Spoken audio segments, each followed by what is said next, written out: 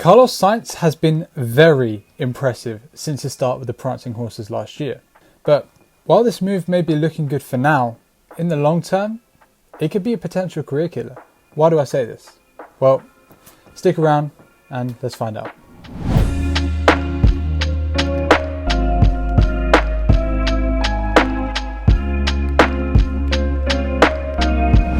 Hey guys, welcome back to another video. Today we're going to be talking about Carlos Sainz Jr, exceptional driver, underrated driver, part of the Car-Lando duo, and as far as I'm aware, seems like an all-round nice guy. He's currently smashing it alongside Charles Leclerc in the Ferrari, but he could be in a bit of a pickle a couple of years down the line. He's been an exceptional driver since his debut in 2015, going toe-to-toe with Max Verstappen in the Toro Rosso, but when he essentially got sold out by Red Bull in favour of Verstappen for that Red Bull seat, he had to look elsewhere. This led him to Renault, which he switched to from the USA Grand Prix in 2017. And he stayed there until moving to McLaren in 2019, partnering rookie Lando Norris, giving birth to the Car-Lando memes that we know and love today. But he decided to switch to Ferrari alongside Charles Leclerc, signing a 2-year contract with the team. But was this really a wise decision? Now, don't get me wrong, I do get it. You know, Ferrari is a passionate team. It's, you know, of all the teams to be in, Ferrari has definitely got to be one of them for every F1 driver.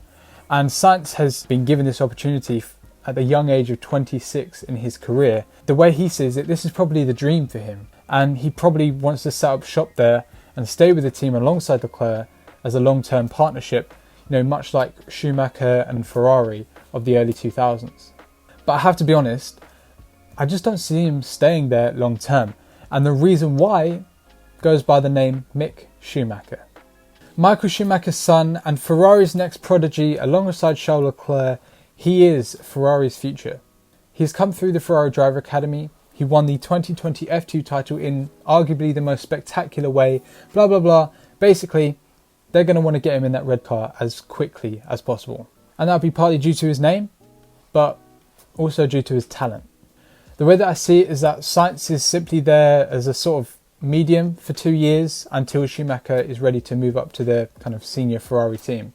So where would that leave Carlos? Well, I've had a look at everyone's contracts at all the teams and whose expires when, deciding where would likely be an option, and there's only a select few that he could realistically go to. I've eliminated all those that were unlikely to be an option, so teams such as Red Bull and AlphaTauri, McLaren and Alpine, because of his past relations with the teams, you know, having already raced for them, or in Red Bull's case, their junior team. And looking at the rest of the available teams, it doesn't look promising.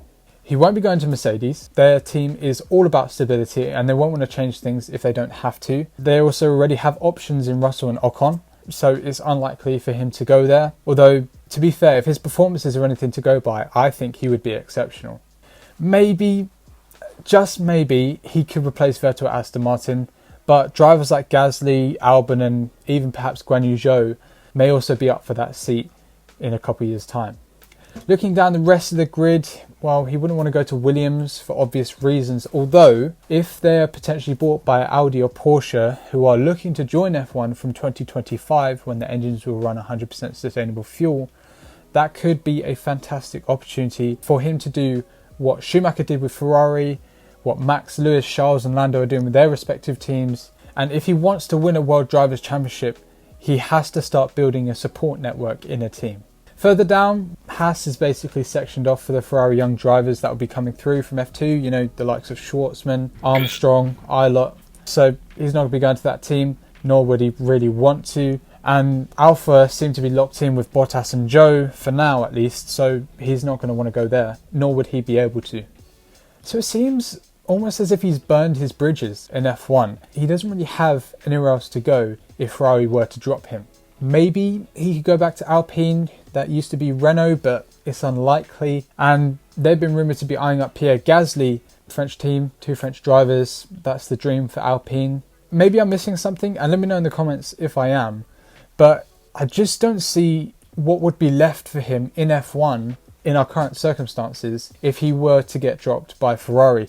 He is an exceptional driver, so maybe Mercedes might pluck him to go alongside Russell once Hamilton retires, now that he's made the step up from Williams. There's a number of different things, but it just doesn't seem likely that he would be able to find a seat unless a number of other drivers are switching around. And don't forget, this is all just if Mick Schumacher gets the call up to Ferrari, which he arguably will in a couple of years' time because he is their future. So it really leaves Sainz in this kind of no man's land. I know this is all speculative to a certain extent, and it relies solely on the idea that Mick Schumacher will get the call up to Ferrari when his contract ends with Haas, but it is relevant. And Sainz needs to figure out his future. Last season, his performances were fantastic and his stock value would have shot through the roof by beating Leclerc in his first season with Ferrari. He's achieved massive things in 2021. He got 4 podiums, P2 in Monaco, P3 in Hungary, Russia and Abu Dhabi, where Leclerc only managed the 1 in Silverstone. So this will make him a desirable choice